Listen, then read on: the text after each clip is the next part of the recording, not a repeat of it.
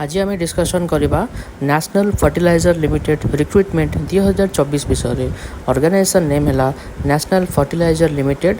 Post name है junior engineering assistant, store assistant, loco attendant, nurse, pharmacist, lab technician, x ray technician, accounts assistant, attendant grade 1 एवं OT technician.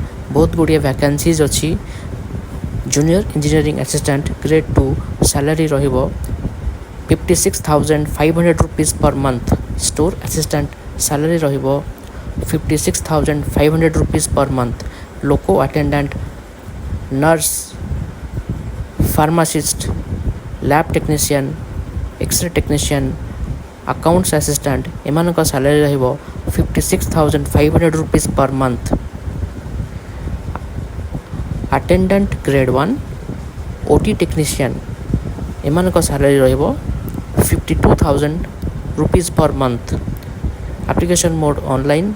यही job को apply करबा पई आपन को 200 टंका एप्लिकेशन फीस दबा को पड़िबो। एप्लिकेशन रो लास्ट डेट है 8 नवेम्बर 2024। 8 नवेम्बर 2024 पूर्व आपन को अप्लाई करबा को पड़िबो।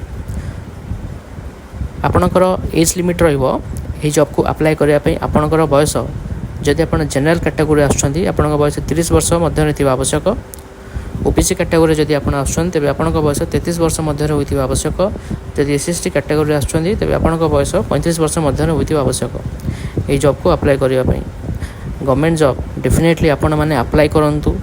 तले दि जाइथिबा लिंक रे क्लिक करूँ एवं ए जॉब विषय रे अधिक इन्फॉर्मेशन पांतु।